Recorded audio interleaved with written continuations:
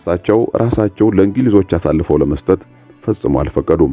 የመጨረሻ ደብዳቤያቸውን ጻፉ ለናፒር። አጭር ነበረች። በውስጧም ያለው መልእክት ባጭሩ እንዲህ የሚል ነበር: የእናንተን ሰዎች ፈትቻቸዋለሁ። እኔ ለመሞት አልፈራም። ከቻልክ ናና ማርከኝ። ሚያዝያ 5 ቀን 1860 ዓ.ም። የኢትዮጵያው ንጉሠ ነገሥት ዳግማዊ አጼ ቴዎድሮስ ንጉሠ ነገሥት ዘኢትዮጵያ ሞአንበሳ ዘእምነገደ ይሁዳ ከምንም ተነስቶ ላለፉት 200 ዓመታት ታይቶ የማይታወቅ ታላቅና የተባበረች የኢትዮጵያ መንግስትን የገነባው ያ ታላቅ ሰው ሽጉጡን አነሳ።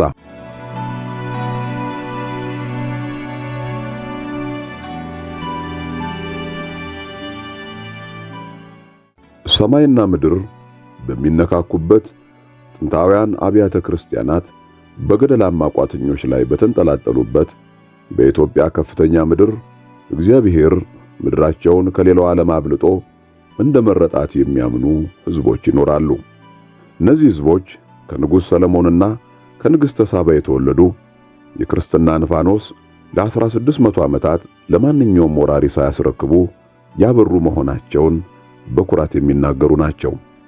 ነገር ግን በ19ኛው ክፍለ ዘመን መጀመሪያ ላይ ያ ፋኖስ ሊጠፋ እያሽቆለቆለ ነበር። ያ ታላቁ የኢትዮጵያ ኤምፓየር የአፍሪካ ኩራት የነበረው ለተስፋፊ የውጭ ኃይሎች ላለመንበርከክ የጸናው ያ ታላቅ መንግስት ፈራርሶ ነበር። ነገስታቱ አሁንም ጎንደር ላይ ባሉ ዙፋኖቻቸው ላይ ይቀመጣሉ። ነገር ግን እነርሱ እንደ ጥላ ብቻ ነበሩ፣ በሐር ልብስ የተሸለሙ አሻንጉሊት መንፈሶች። እውነተኛው ስልጣን ግን በክልላዊ የጦር አዛዦች እጅ ወድቆ ነበር። የትግራይ፣ የሸዋ፣ የጎጃምና የበጌ ምድር መኳንንት እርስ በርሳቸው በግርግርና በጦርነት እሳት ውስጥ ይፋለማሉ። ኢትዮጵያውያንም ያንን ዘመን ዘመነ መሳፍንት የመኳንንቱ ዘመን ብለው ይጠሩታል።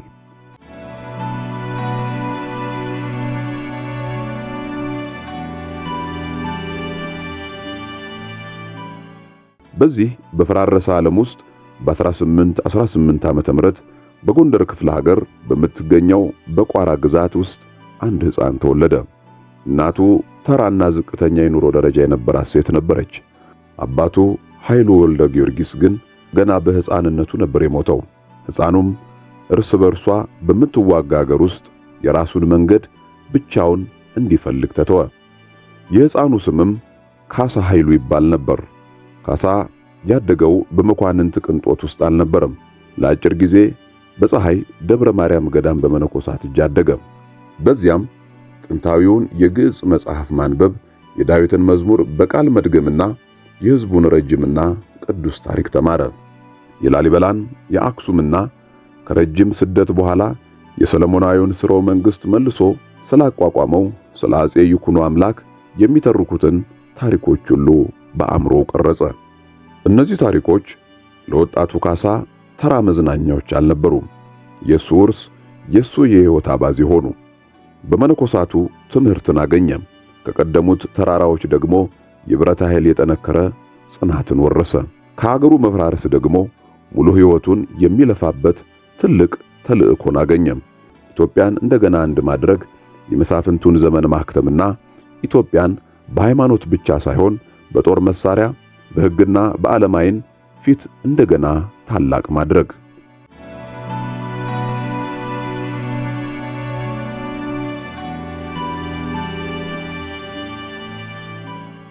ካሳ ኃይሉ በወጣትነቱ ያኔ በሱ ዘመን የነበሩ በርካታ ታላቅ ዓላማ ያላቸው ወጣቶች ያደርጉት የነበረውን አደረገ። ሽፍታ ሆነ፣ አመፀኛ። ነገር ግን እሱ ተራ ወንበዴ አልነበረም። ሌሎቹ ሽፍቶች ለግል ጥቅማቸው ሲዘርፉ፣ ካሳ ግን ከሀብታሞች እየቀማ ለድሆች ያካፍል ነበር። በዚህም የቋራና የአካባቢው መንደሮች ስሙን የሚያቆላምጡት ሕዝቡ እንደ ሮቢን ሁድ የሚወደው የሕዝብ ጀግና ሆነ። ሕዝቡ እሱ ፈሪሃ እግዚአብሔር አለው፣ ጥይት አይመታም፣ እግዚአብሔርም አብሮት ይሄዳል እያለ ያወራለት ነበር። ተከታዮችንም ማሰባሰብ ጀመረ። መጀመሪያ በ10 የሚቆጠሩ፣ ቀጥሎም በመቶዎች የሚቆጠሩ፣ ሌላው ቀርቶ አንገተ ደንዳና የሆኑትን ነባር ተዋጊዎችን እንኳን ያሰለጥናቸው ነበር። ሰራዊታቸውን ለመጨረሻ ጊዜ ላበላቸውና ለከፈላቸው አካል ብቻ ታማኝ ከሚሆኑት እንደ የታጠቀ መንጋ ከሚቆጠሩት የዘመነ መሳፍንት ጦረኞች በተለየ መልኩ ካሳ ተዋጊዎቹን በከፍተኛ ዲሲፕሊን ኮተኮታቸው። የካሳ ሰዎች ለሱ ታማኝ ነበሩ። ለሱ ማንነት ማታ ማታ በካምፕ እሳት ዙሪያ በግልጽ ለሚያወራላቸው ታላቅ ራእይ ታማኝ ነበሩ። ያ ራእይም አንድ የሆነች የጠነከረችና ዓለምን የምታስደንቅ ኢትዮጵያን መፍጠር ነበረ። የአካባቢው መኳንንት ግን አቅልለው አዩት። ለዚህ ስህተታቸውም ዋጋ ከፈሉ። በ1840ዎቹና በ1850ዎቹ መጀመሪያ ላይ ካሳ በሰሜን ኢትዮጵያ በነበሩት በጣም ኃያላን መኳንንት ላይ ተከታታይና አስደናቂ ወታደራዊ ዘመቻዎችን አካሄደ። ለዓመታት የአሻንጉሊት ነገስታቱን ሲያሽከረክር የነበረውን የጎንደሩን ራስ አሊን በ1845 ዓመተ ምህረት በጉራምባ ውጊያ ላይ ድል አደረገው። እጅግ ወሳኝና አስደናቂ ድል። የጎጃሙን ራስ ጎሹን አሸነፈ። ራሱን ቀጣዩ የኢትዮጵያ ንጉሠ ነገሥት አድርጎ ያስብ የነበረው የትግራዩን ራስ ውቤንም አሸነፈ። ከዘመቻ በኋላ ዘመቻ፣ ከውጊያ በኋላ ውጊያ። በእያንዳንዱ ጊዜ የካሳ ጠላቶች በሰው ኃይል በጦር መሳሪያና በስልት የበለጡት መስሏቸው ነበር። ነገር ግን በእያንዳንዱ ጊዜ ተሳሳቱ። ካሳን የተለየ ያደረገው ወኔ ብቻ አልነበረም። ምንም እንኳን እሱ የሚያስደነግጥ ወኔ ቢኖረውም የተለየ ያደረገው አእምሮ ነበር። እሱ ነገሮችን በስልትና በተደራጀ መንገድ ያስባል። አብዛኛው ሰው በደም ነፍስ በሚዋጋበት ዘመን እሱ የስንቅ አቅርቦትን፣ የወታደር ስነ ልቦና፣ የመልክዓ ምድር ሁኔታና የወቅቱን አመራረጥ ጠንቅቆ የሚያውቅ የጦርነት ተማሪ ነበር። ከሁሉም በላይ ደግሞ አንድ አስገራሚ ምስጢር ተረድቷል። የጦር መሳሪያን የተቆጣጠረ ሰው ኢትዮጵያን ይቆጣጠራል። ዘመናዊ ጠመንጃዎችን ለማግኘት ሌት ተቀን ደከመ። በመማረክ በንግድ እንዲሁም ወደ ኢትዮጵያ መጥተው በካሳ ውስጥ ልዩ ብልሃትና ራዕይ ያዩትን የአውሮፓውያን ሚስዮናውያንን በመጠቀም ተቀናቃኞቹ ያለፈውን ዘመን የጦር ስልት ሙጥኝ ብለው ሲይዙ፣ እሱ ግን የወደፊቱን ጊዜ በባሩድና በብረት ውስጥ አሻግሮ ማየት ቻለ።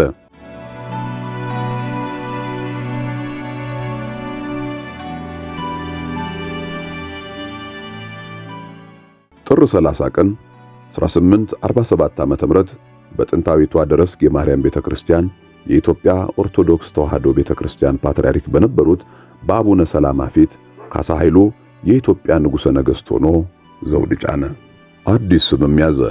ጥንታዊና የሚያስፈራ ኃይል ያለው የዙፋን ስም፣ የትንቢት ስም፣ ቴዎድሮስ። ለብዙ ትውልዶች የኢትዮጵያ ክርስቲያኖች በአእምሮአቸው የያዙት አንድ አፈ ታሪክ አለ። አንድ ቀን ቴዎድሮስ የተባለ ታላቅ ንጉሥ ይነሳል። የተበታተነችውን ሀገር አንድ ያደርጋል። ጠላቶቻቸውን ያሸንፋል።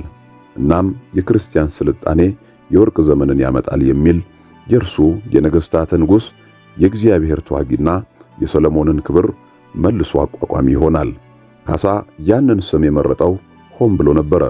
እሱ ለሕዝቡ እየነገራቸው የነበረው ማንነቱን ብቻ አልነበረም፣ ማን ለመሆን እንዳቀደ ጭምር እንጂ።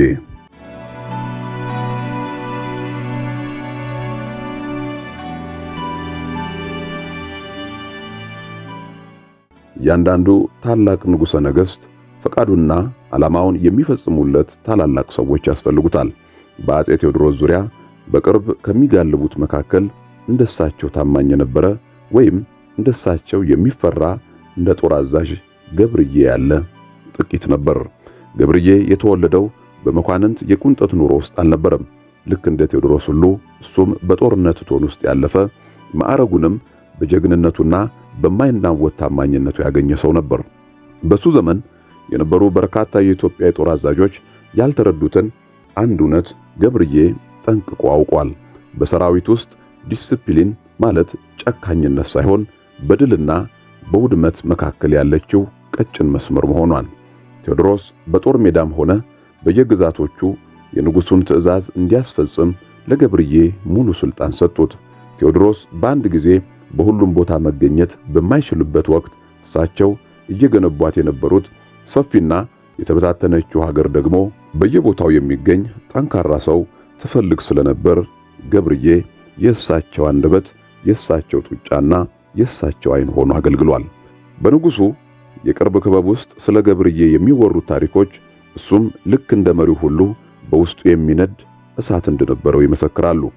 ኢትዮጵያን በአዲስ መልክ መቅረጽ ይቻላል የሚል እምነት፣ ያ የዘመነ መሳፍንት የተሰባበረ ስባሪም ልክ በብረት መቀጥቀጫ ላይ እንደሚቀልጥ ብረት መልሶ አንድ ማድረግ እንደሚቻል ሙሉ በሙሉ ያምን ነበር። እጅግ ጨለማ የሆኑት ቀናት በመጡ ጊዜ እንኳ ግዛቱ በአመጽና በእንግሊዞች ተጽዕኖ ሳቢያ በክብደቱ መሰንጠቅ በጀመረበት የመቅደላ ግንቦች መጥበብ በጀመሩበት ወቅት እንኳ ገብርዬ እስከ መጨረሻው ከንጉሱ ጎን አልተለየም። ይህንን ያደረገው አማራጭ አጥቶም አልነበረም። ነገር ግን ቴዎድሮስ ሊገነቡት የሞከሩት ታላቅ ዓላማ ላይ እስከ መጨረሻው ስለመነነ እንጂ።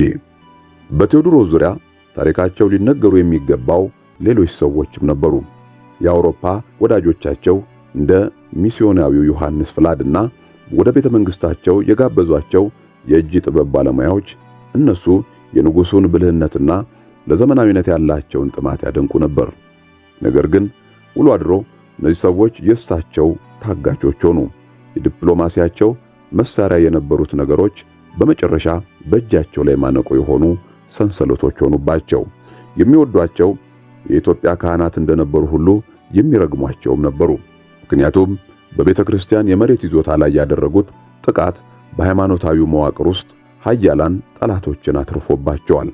ወደ ደቡብ በገፉበት ወቅትም የኦሮሞ ተዋጊዎችን ወደ ሰራዊታቸው አካተው ነበር። ይህንን ያደረጉት የፈጠሩት ግዛት የአማራና የትግራይ ብቻ ሳይሆን እውነተኛ የኢትዮጵያውያን እንዲሆን ስለፈለጉ ነው። በዘመናቸው ከነበሩት አብዛኞቹ ገዢዎች በተሻለ ሁኔታ የኢትዮጵያ ጥንካሬ በብዝሃነቷ ውስጥ መሆኑን ተረድተው ነበር።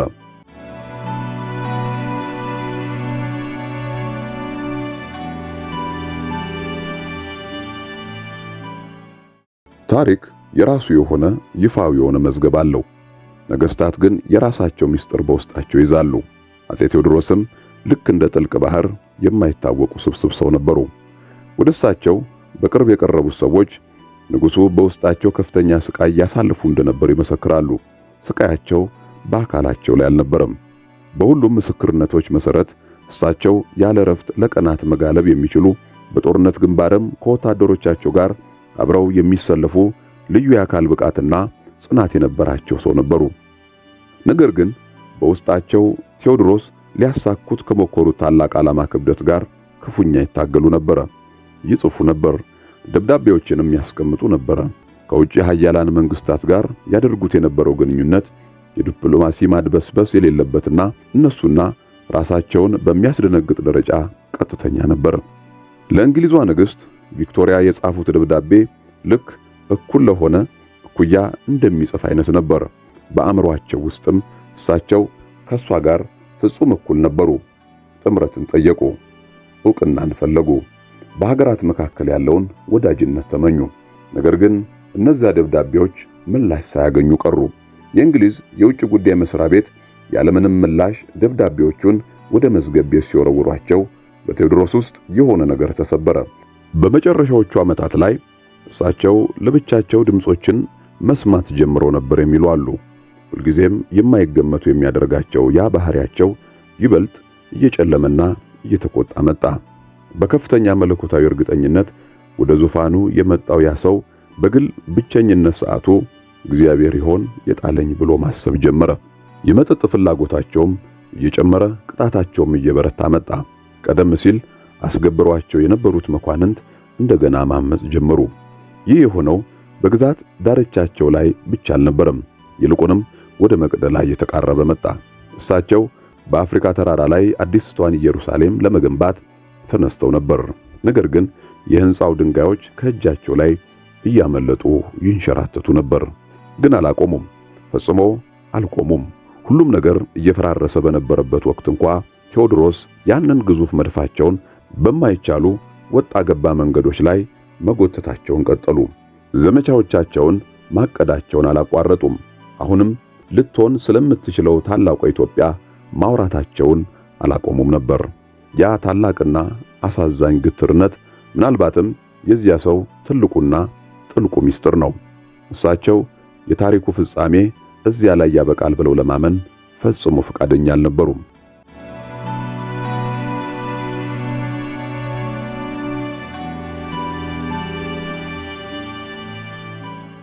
አፄ ቴዎድሮስ አንድ ድንቅ ሰነድ አዘጋጁ። ደብዳቤውንም ለታላቋ ብሪታንያ ንግሥት ቪክቶሪያ ደረሱት። በዛ ደብዳቤ ውስጥ ስለ ኢትዮጵያ ያላቸውን የዘመናዊነት ራዕይ እንዲሁም ሰሜናዊ ድንበሮቻቸውንና ሕዝባቸውን እያስፈራሩ በነበሩት በግብጽና በኦቶማን ኢምፓየር ተስፋፊ ኃይሎች ላይ በኢትዮጵያና በብሪታንያ መካከል የክርስቲያን ጥምረት ለመፍጠር የነበራቸውን ተስፋ በዝርዝር አሰፈሩ። ደብዳቤውንም በእንግሊዙ ቆንስላ ካፒቴን ቻርልስ ዱንካን ካሜሮን በኩል ላኩት። ደብዳቤው ለንደን ደረሰ፣ ተነበበም። ከዚያም እስካሁን ድረስ በግልጽ ባልታወቀ ምክንያት በቢሮክራሲያዊ ቸልተኝነትና በንቀት ጭምር ፈጽሞ ምላሽ ሳይሰጠው ቀረ። ለቴዎድሮስ ይህ ተራ ቅያሜ አልነበረም። በኢትዮጵያ የንጉሥ ባህል የአንድን ንጉሥ ደብዳቤ ችላ ማለት ወይም ምላሽ አለመስጠት የእሱን ንጉሥነትና ሕጋዊነት የመካድ ያህል ይቆጠራል። እጅግ የከፋ ትልቅ ስድብ ነበረ። ቴዎድሮስ ደግሞ ስድብ እስከ አጥንት ድረስ የሚያማቸው ሰው ነበሩ።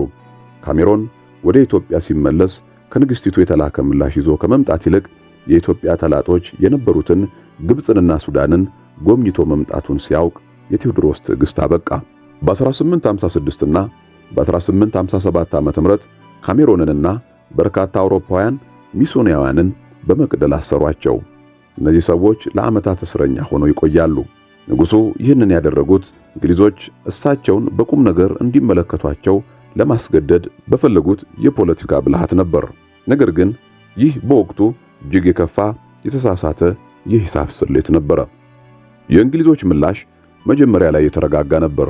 ድርድሮች፣ መልእክተኞችና ቀውሱን በዲፕሎማሲ ለመፍታት የተደረጉ ጥረቶች ነበሩ። ሆርሙዝድ ራሳም የተባለ ሰው እስረኞቹን ለማስፈታት በድርድር መሪነት ተላከ። ለተወሰነ ጊዜም የተሳካ መሰለ።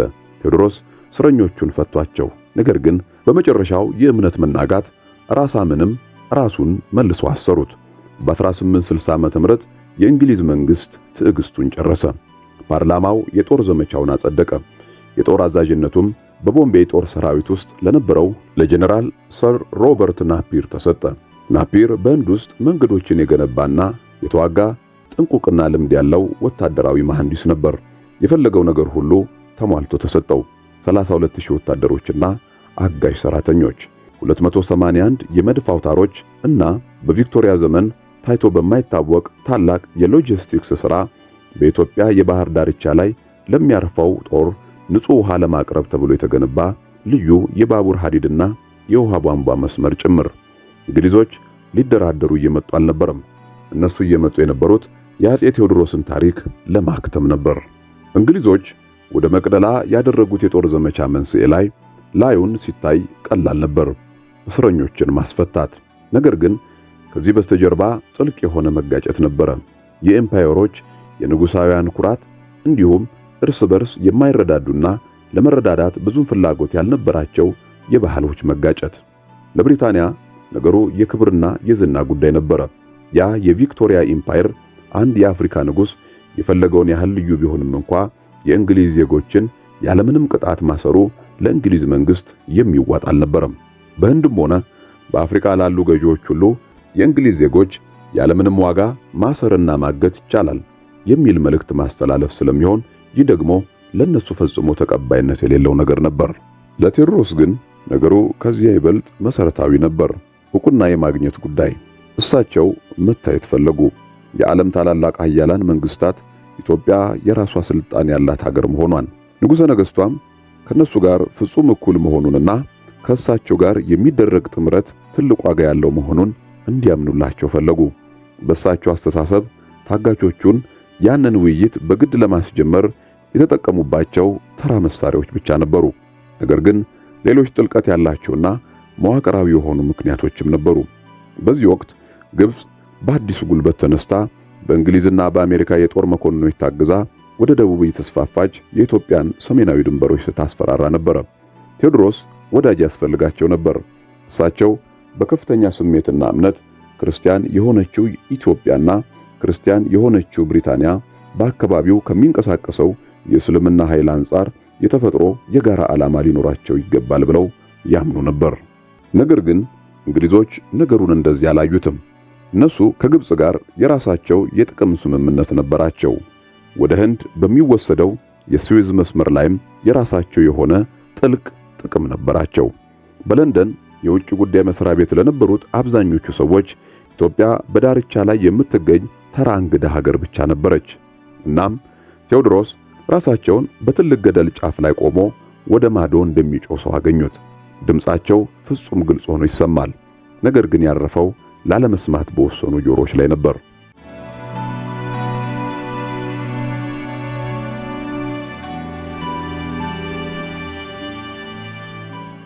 ጦርነቱ የተነሳው ቴዎድሮስ የእንግሊዝ ዜጎችን ያሰሩ ጨካኝ አምባገነን ንጉሥ ስለነበሩ አይደለም።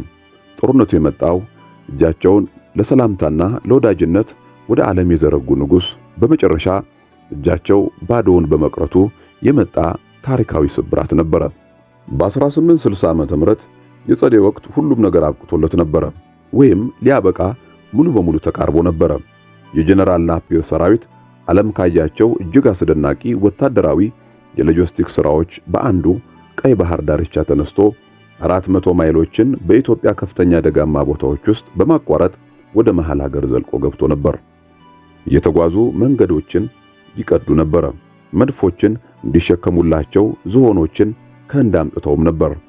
በ19ኛው ክፍለ ዘመን በነበረው በዚያ ታላቅ ወታደራዊ መሳሪያ ወንዞችንና የተራራ መተላለፊያዎችን በስልትና በማይቀለበስ ጥንቁቅነት ተሻገሩ። አሁን ደግሞ ከመቅደላ እግር ስር ቆመዋል። ቴዎድሮስ ሲመጡ ይመለከቷቸው ነበር። አሁን እሳቸው ፈጽሞ ብቻቸውን ቀርተዋል። ግዛታቸው ፈራርሷል። የናፒር ጦር ወደፊት በገፋ ቁጥርና እንግሊዞችን ማስቆም እንደማይቻል ግልጽ እየሆነ ሲመጣ በአንድ ወቅት ታማኝነታቸውን የማሉላቸው እነዚያ ታላላቅ መኳንንት ከቴዎድሮስ ዙፋን ፍርስራሽ ውስጥ የሚወጣውን አዲስ ሥርዓት ለመቀናጀትና ለመጠቀም በማሰብ ብዙዎቹ ለናፒር እንደ መሪና እንደ ወዳጅ ሆነው ራሳቸውን አቀረቡ። ለሳቸው የቀራቸው ጥቂት ሺህ ወታደሮች ብቻ ነበሩ። የተራቡ፣ የታጠቁት መሳሪያ አነስተኛ የሆነ ግን ለመሪያቸው የታመኑ ለመሞት የቆረጡ ጀግኖች ብቻ። በ32000 የሰለጠነ ጦር ፊት ማንኛውም ምክንያታዊ የሆነ ስሌት እጅ ስጥ፣ ስምምነቱን ተቀበል፣ ለሌላ ቀን ፍልሚያ ሕይወትን አትርፍ ይል ነበር። ቴዎድሮስ ግን ለምክንያታዊ ስሌቶች ምንም ፍላጎት አልነበራቸውም።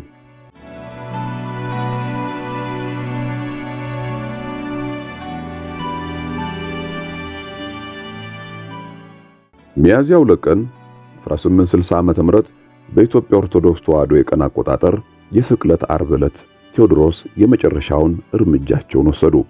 የቀሩትን ኃይሎቻቸውን ከተራራው ግርጌ ባለው በአሮጌ ሜዳ ላይ የነበረውን የእንግሊዝን የፊት ጦር እንዲያጠቁ አዘዙ።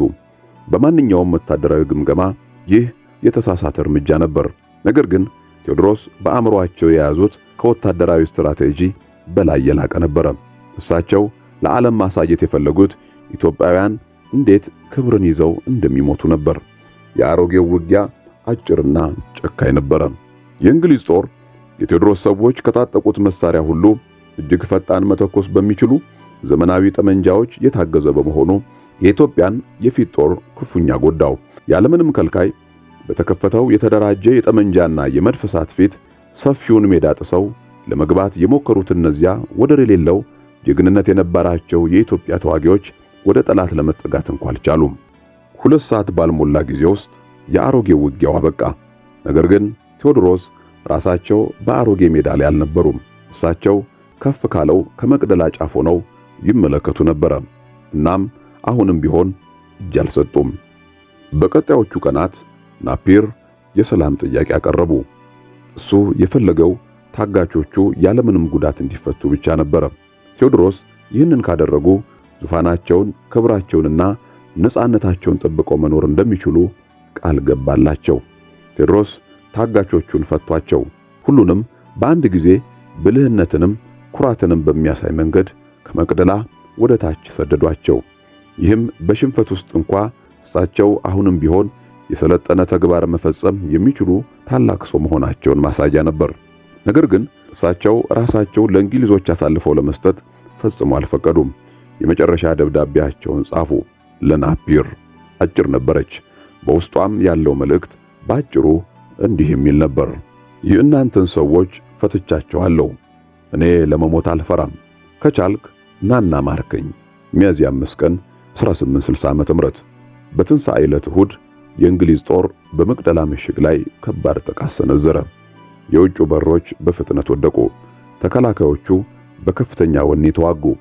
ነገር ግን በቁጥር እጅግ ጥቂት፣ በድካም የዛሉና በመሳሪያ የተበለጡ ነበሩ።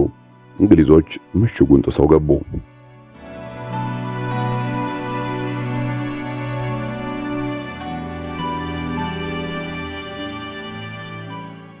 የኢትዮጵያው ንጉሠ ነገሥት ዳግማዊ አጼ ቴዎድሮስ ንጉሠ ነገሥት ዘኢትዮጵያ ሞአንበሳ ዘእምነገደ ይሁዳ ከምንም ተነስቶ ላለፉት 200 ዓመታት ታይቶ የማይታወቅ ታላቅና የተባበረች የኢትዮጵያ መንግስትን የገነባው ያ ታላቅ ሰው ሽጉጡን አነሳ። ያ ሽጉጡ ከዓመታት በፊት በዲፕሎማሲያዊ ስጦታ መልክ የተሰጣቸው ሽጉጥ ነበረ።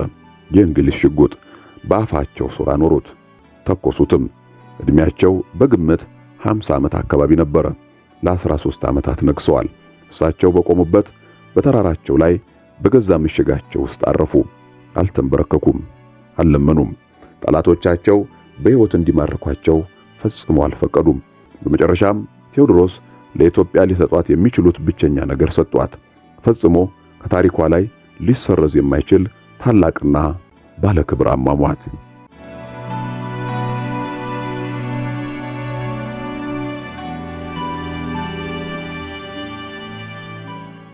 እንግሊዞች ኢትዮጵያን የመውረርም ሆነ የመግዛት ፍላጎት አልነበራቸውም። የመጡት ለእስረኞቹ ነበረ። እስረኞቹም ተፈተዋል።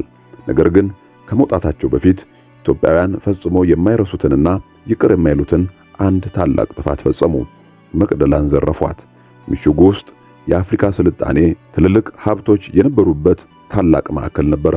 በብሩህ ቀለማት ያጌጡ በሺዎች የሚቆጠሩ ብራናዎች፣ የኢትዮጵያ ኦርቶዶክስ ቅዱሳት መጻሕፍት፣ የነገሥታት ታሪክ መዋዕለ ዜናዎች እና ለብዙ ክፍለ ዘመናት በጥንታዊው የግዕዝ ቋንቋ የተጻፉ የሥነ መለኮት፣ የታሪክና የቅኔ ሥራዎች፣ የትውልዶች የወርቅ መስቀሎች፣ ዘውዶችና የንጉሳውያን አልባሳትም በዚህ ነበሩ። የጀነራል ናፒር ወታደሮች መሸከም የሚችሉትን ሁሉ ዘረፉ። 15 የኢትዮጵያ ብራና መጻሕፍት በለንደን ወደሚገኘው የብሪቲሽ ሙዚየም ተወሰዱ። የእርሳቸው የአጼ ቴዎድሮስ ዘውድና ጽዋ ጭምር ተዘረፉ። ያ ታላቁ የሴባስቶፖል መድፍ ግን ወደ ገደል ቁልቁል ተገፋ። ከዚያም እንግሊዞች መቅደላን አቃጥለው አመድ አደረጓት። ወደ ባህር ዳርቻውም ተመለሱ። ወደ ሀገራቸውም ሄዱ። ከዚህ በኋላ በነበሩት ዓመታት ግን ኢትዮጵያ አልፈረሰችም። ቴዎድሮስን ጥለዋቸው የሄዱት ሰዎች ለስልጣን እርስ በርሳቸው ተፋለሙ። ልክ የአንድ ታላቅ መንግስት ፍጻሜ ሲመጣ እንደሚደረገው ሁሉ። ነገር ግን አዳዲስ ነገሥታት ተነሱ።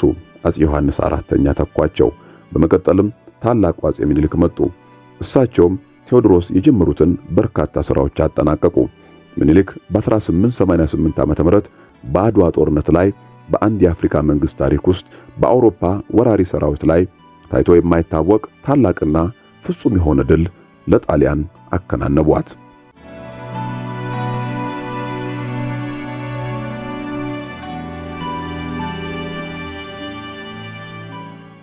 አንዳንድ የታሪክ ተመራማሪዎች እንደሚከራከሩት የአጼ ምኒልክ ታላቅ ድል በከፊል የተገነባው አጼ ቴዎድሮስ በጣሉት መሰረት ላይ ነበረ።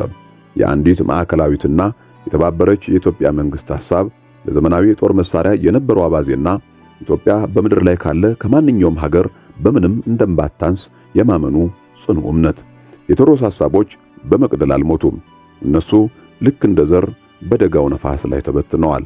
ዛሬ በመቅደላ የተዘረፉት ቅርሶች በብሪታንያ ሙዚየሞች በሳጥኖች ውስጥ ተቀምጠው ይገኛሉ። ከንጉሠ ነገሥቱ ቤተ መጻሕፍት የተዘረፉት የብራና መጻሕፍት በብሪቲሽ ላይብረሪ ይገኛሉ። እነዚህ በዓለም ላይ ካሉ እጅግ ውብ ቅርሶች መካከል የሚመደቡ ከኢትዮጵያ ውጪ ጥቂቶች ብቻ ሊያነቡት በሚችሉት ቋንቋ የተጻፉና ለፈጠረቻቸው ሀገር የሚጸልዩ ጸሎቶች የተሞሉ ናቸው። ቴዎድሮስ በሞቱበት ፍርስራሽ አቅራቢያ በመቅደላ ሥላሴ ቤተክርስቲያን ተቀብረዋል። መቃብራቸውም የክብር ቦታ ሆነ። ኢትዮጵያውያንም መጡ፣ አሁንም ይመጣሉ።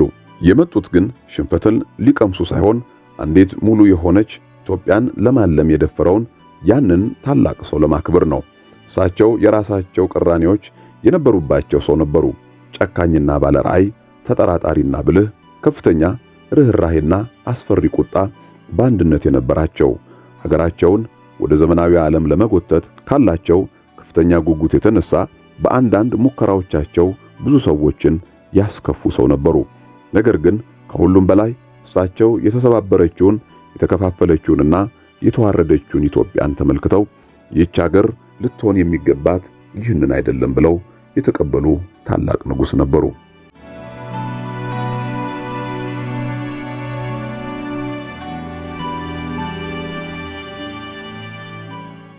የዛሬዋ ኢትዮጵያ ከ130 ሚሊዮን በላይ ሕዝብ የሚኖርባት ሀገር ናት። ረጅም ዘመን የኖረች ነጻ ሀገርም ናት። በዓለም ላይ ካሉ ጥንታውያን የክርስትና እምነት መሰረቶች አንዷ እንዲሁም የአፍሪካ ህብረት መቀመጫም ናት። እናም ጸንታ ኖረች። ጸንታ የኖረችውም ይህች ሀገር እንድትጠፋ ባልፈቀዱ ወንዶችና ሴቶች ምክንያት ነው። አንድ የአፍሪካ ስልጣኔ ሊተርፍ አይችልም፣ ሊዘምን አይችልም። በዓለም ሀያላን መንግስታት ፊት ቆሞ እኛ እዚህ አለን፣ ሁልጊዜ እዚህ ነበርን፣ የትም አንሄድም ማለት አይችልም ለሚለው የውጭ ኃይል ሁሉ ምላሽ ለመስጠት ትውልድ ከትውልድ እየተተካካ የተዋጉ፣ የሞቱ፣ የደሙ፣ የጸለዩና የገነቡ ጀግኖች ስላሉ ነው። ዳግማዊ አፄ ቴዎድሮስ ዳግም ይህንን ሐሳብ በከፍተኛ ድምፅና በግንባር ቀደምትነት የተናገሩ የመጀመሪያው ዘመናዊ መሪ ነበሩ። እሳቸው ፍጹም ሰው አልነበሩም፣ ርኅሩም አልነበሩም። ነገር ግን በቃሉ እውነተኛ ትርጉም እሳቸው የኢትዮጵያ ሰው ነበሩ። በተራሮች ላይ የበቀሉ፣ በእምነት የተቀረጹ እና ሙሉ በሙሉ በበላቸው የሀገር ፍቅር የተነደፉ። እነሱ ለአንድ አፍታም ቢሆን ተረድተውት ነበረ። እንዳላሸነፉ በእውነት እንዳልረቱ እነሱ ቀድሞውኑ በሺዎች የሚቆጠሩ ዓመታት ዕድሜ ወደ ነበረው አንድ ታላቅ ታሪክ መሃል ገብተው መልሰው ወጡ እንጂ ኢትዮጵያ ግን ያው እንዳለች ጸንታ ቀረች።